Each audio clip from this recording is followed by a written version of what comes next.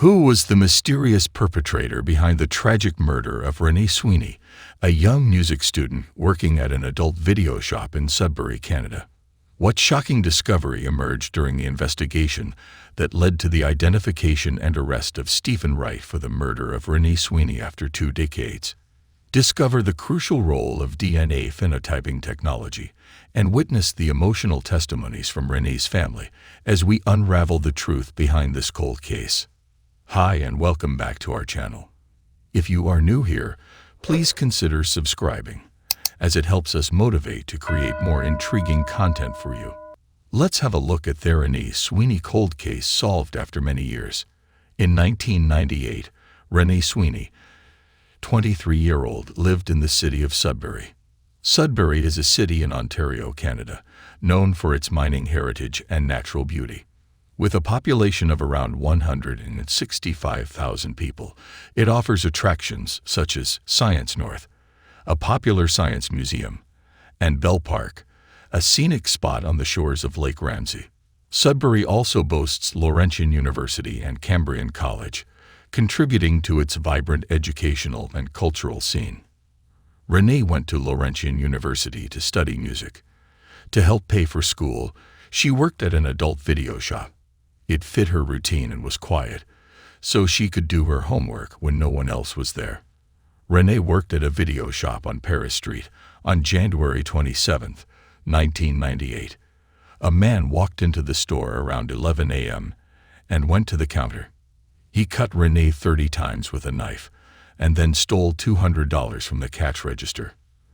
The man then went to clean up in the bathroom. The man was shocked to see that Renee was still alive when he came out of the bathroom. She was trying to call a number on the phone while she was behind the bar. Renee then fought with the man and was able to scratch him, but she died from her wounds.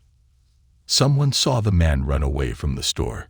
When police arrived shortly after, they were able to gather a lot of proof from the scene. Police dogs were able to find a light windbreaker-style jacket and white cotton gloves that belonged to the suspect in a nearby wooded area. The criminal's DNA was also found under Renee's fingernails and in the store's bathroom. Witnesses saw the unknown man run out of the store, so they were able to tell police a lot about him.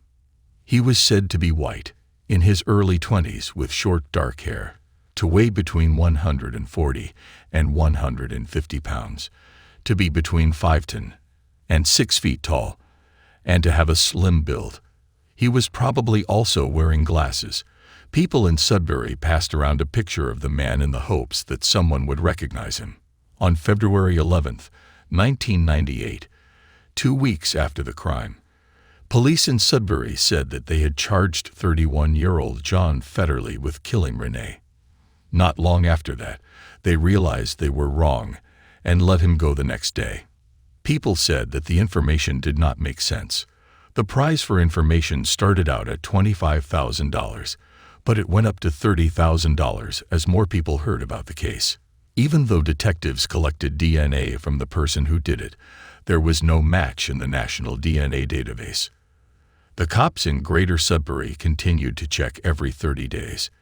In 1999, Sudbury police collected DNA samples from men in the area to investigate the case of Renee Sweeney's disappearance. Michael Wayne McRae was considered a suspect, but there was no solid evidence linking him to the crime. In 2003, a website called reneesweeney.com was set up to seek information about the case. Renee's family suffered greatly, and her mother released a music CD in her memory. In 2017, Kim Sweeney, Renee's sister, recalled the moment she learned about Renee's death and how it forever changed their lives. According to Kim, her mother never walked again after the tragic incident.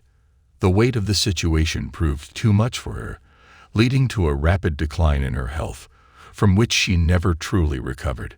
Sadly, her mother passed away in November 2017 without ever finding out who was responsible for her daughter's death. Kim expressed her wish that her mother could have finished writing a book, but unfortunately, it was not meant to be. Kim and Renee's real father, who also had multiple sclerosis, killed himself in 1990, and her stepfather died in the last few years. so Kim does not have many family members left. She says that the thing that breaks her heart the most is that her two young children will never get to meet their aunt. Kim mentioned that she had said they would have loved Renee, and she would have reciprocated that love.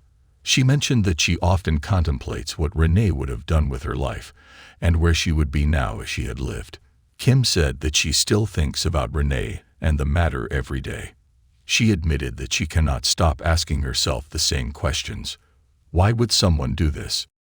Why did they choose her? Is the perpetrator still around? Kim expressed that sometimes people just do not want to get involved, but she conveyed the importance of finally getting justice for her sister. She stated, "I cannot tell you how important it would be to finally get justice for my sister." In 2017, the Greater Sudbury Police Service said they had been working with Perpetrator Labs, a technology company in Virginia that deals in DNA phenotyping. On January 23, 2017, they used DNA technology called Snapshot to make a composite picture of the person who did it. The term refers to a method that uses DNA data to guess how a suspect might look. Constable Megan O'Malley of the Greater Sudbury Police mentioned that she stated the sketch has provided them with a clearer understanding of the suspect's appearance. She indicated that they have gathered that the suspect is of European descent, possessing light skin, and possibly having either blue or green eyes along with brown or blonde hair. Additionally, the suspect might bear freckles. From 2017 to 2018, 360 tips came to Sudbury Police after the picture brought the case back into the public eye. About 200 of the possible suspects were ruled out by DNA tests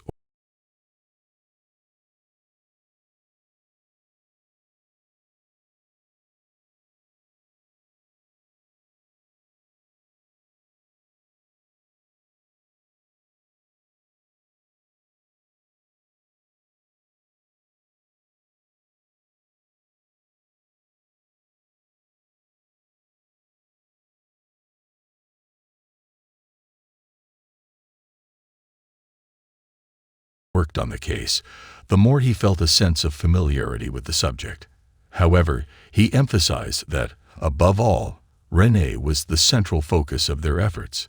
He maintained his faith in the eventual apprehension of the suspect, underlining the importance of finding justice for Renee. By the end of 2018, agents had followed up on thousands of tips and ruled out 1,800 people. Most people thought the subject would never be found after 20 years. So it came as a surprise when, on December 12, 2018, Sudbury Police said they had caught Robert Stephen Wright, who was 38 years old, and charged him with killing Renee. His DNA was the same as that of the person who did it. Wright was a student at Lockerbie Composite School at the time of the killing. He was 18 years old. He was caught where he worked as a lab tech in North Bay. At the time of Wright's arrest, Police Chief Al Peterson stated that they had been diligently investigating leads and tips for the past 2 decades and continue to do so at present. Wright has been in court more than once since then. He did not get bail in March 2019 or May 2020. A judge decided that Wright's hearing will take place in Sudbury on October 8, 2020.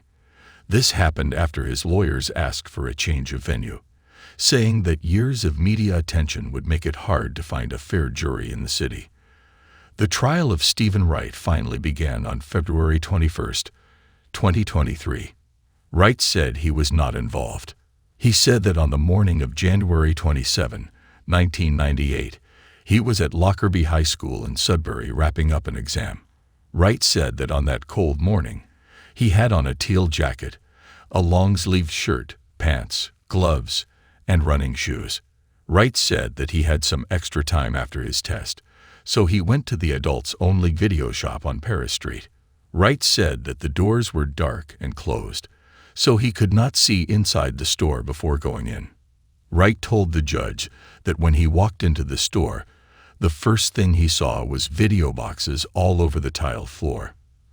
The next thing he noticed, he said, was that something had fallen on the floor, but he said that at the time, it did not occur to him that it could be blood. Wright mentioned that he was still processing or absorbing what he had witnessed. He went deeper into the store until he saw the dead body of Renee Sweeney on the floor.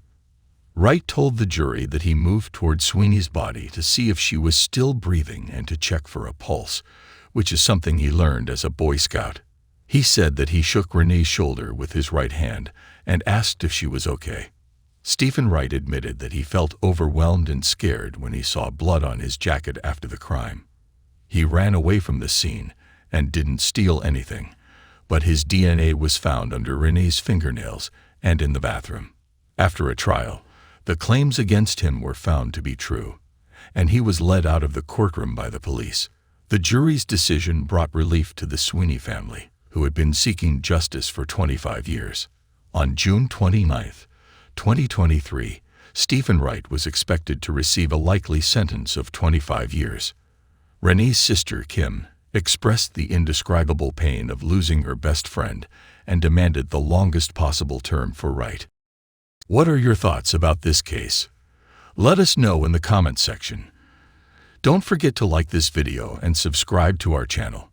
Thanks for watching.